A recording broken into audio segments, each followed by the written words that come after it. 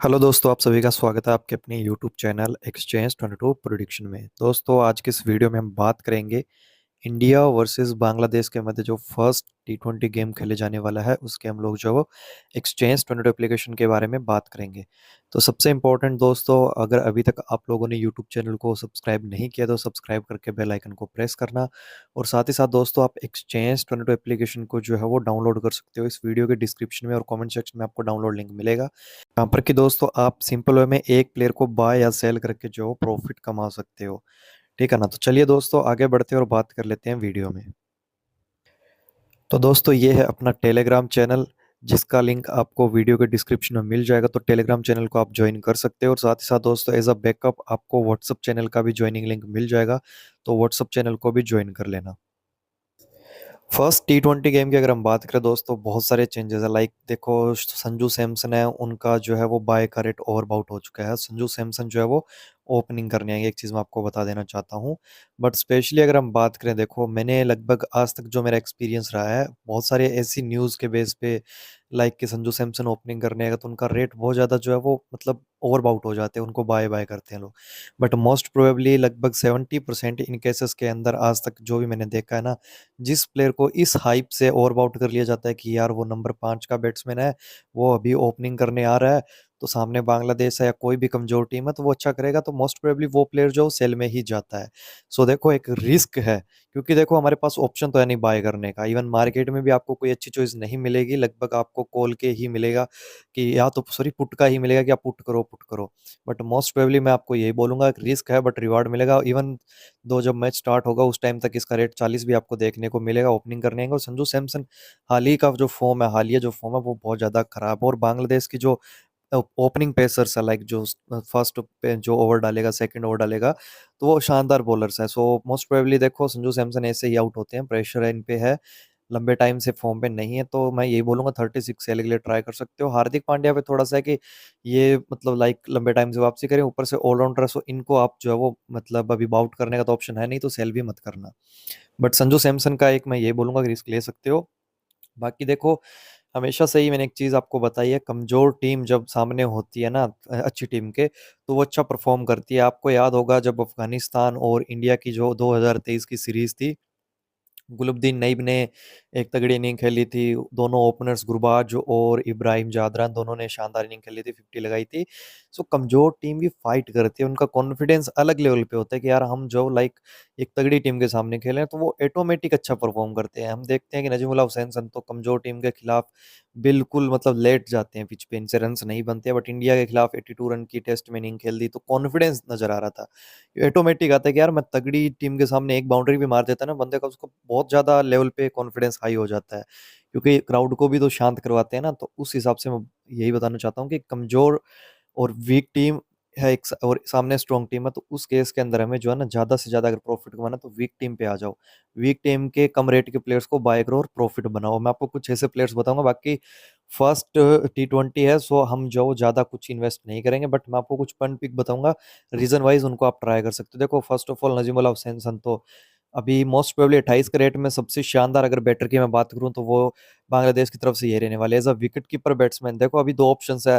As a pure wicket keeper batsman अगर लिटन दास होते specially, मैं इनको बाय के लिए ही सजेस्ट करता, क्योंकि देखो अभी मेन जो बॉलिंग हेड है, जो स्पेयर हेड की अगर हम बात करें, हर्षित राणा अच्छे हैं, बट इनकी भी इकोनॉमी खराब ही जाती है जब ये कोई फर्स्ट गेम खेलते हैं। हो सकता है आपको इस गेम में भी एक दो ओवर में इनके 20-22 रन लगते हुए दिखाई दे जाए। हाँ, अर्शदीप सिंह एक प्रकार से अगर हम बोले ना, तो मोस्ट प्रोबेबली शानदार गेंदबाज रहने वाले। मयंक यादव अभी तक इंटरनेशनल खेले नहीं है, इतना एक्सपीरियंस नहीं है। हाँ पेस है, बट वो वही बात होती है ना कि T20 लीग्स में है। तो मोस्ट प्रोबेबली मैं बोलूंगा लिटन दास और नजीमुल्लाह हुसैन सन तो दोनों बेस्ट रहने वाले हैं। तौहीद हरिदोई की अगर मैं बात करूं, आपने ओडीआई वर्ल्ड कप के अंदर देखा, इंडिया के अंदर इनको खेलने का एक्सपीरियंस भी अच्छा है, और T20 में स्पेशली बड़ी बड़ी टीमों के खिलाफ भी इन्होंने अच्छा किया है। तो ये जो तीनों प्लेयर्स मैं आपको सजेस्ट कर रहा हूँ, तीनों बाय के लिए इंपॉर्टेंट हो जाएंगे।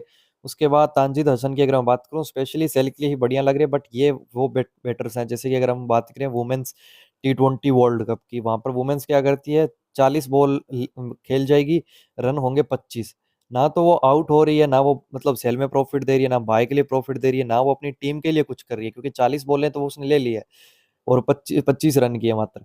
तो ऐसा प्लेयर है तानजीद हसन, तो उस हिसाब से मैं सजेस्ट करूंगा। देखो सेल के लिए 25 में आप ट्राई कर सकते हो। बाकी ऑलराउंडर की अगर मैं बात करूं तो रिशाद हुसैन इंपॉर्टेंट हो जाए अगर एक आध विकेट मिलती है, क्योंकि इंडिया देखो बांग्लादेश देख के मारने के हिट मारने के चक्कर में जाएगी, तो उस केस के अंदर बॉलिंग स्पेयर हेड से हटके जो भी जिस ऑलराउंडर को ओवर दिया जाएगा ना, चाहे एक दो ओवर डाले, एक विकेट प्लस एक कैच अगर ले जाते हैं। और बैटिंग तो देखो आपको पता है 110% मेरे को जहां तक लगता है 6 से 7 शायद आउट होने ही चाहिए बांग्लादेश के अगर फर्स्ट बैटिंग करती है, तो उस हिसाब से रिशाद हुसैन इंपॉर्टेंट हो जाएंगे। बाकी बांग्लादेश के अंदर इनका परफॉर्मेंस बहुत ज्यादा शानदार रहा है, न्यूजीलैंड के अगेंस्ट, ऑस्ट्रेलिया के अगेंस्ट, तो जितनी भी बाहर की टीमें हैं उनके अगेंस्ट इन्होंने अच्छा ही किया है, तो रिशाद इंपॉर्टेंट हो जाएंगे 27 में। महमदुल्ला भी देखो एक्सपीरियंस्ड हेड की अगर मैं बात करूँ सबसे इंपॉर्टेंट है, तो मैं इसीलिए बाय के लिए सजेस्ट कर रहा हूँ। देखो अभी हाल ही में न्यूजीलैंड वुमेन और ऑस्ट्रेलिया वुमेन जो T20 वर्ल्ड कप से पहले सीरीज हुई थी, वहां पे हमने 4 न्यूजीलैंड वुमेन्स के प्लेयर को बाय किया था बाय के लिए, क्योंकि उनका रेट कम था। मैं आपको बताता हूँ, तो आप देख सकते हो कि जैसे मैडी ग्रीन को हमने बाय के लिए सजेस्ट किया था, सुजी बेट्स को किया था, उसके बाद हेलिडे को किया था, प्लिम्बर को किया था, मतलब बाय के लिए ट्राई किया था। बेटर्स हैं ये चारों। सोचने को सोच सकते हैं कि यार चारों को क्यों ट्राई किया, क्योंकि इनका रेट देखो 20-20 रुपए का, 18 रुपए की मेडिग्रीन थी, 27 की ये थी, और ब्रूक हेलिडी की अगर बात करें तो ये 18 रुपए पर शेयर की थी, प्लिम्बर 17 रुपए की थी।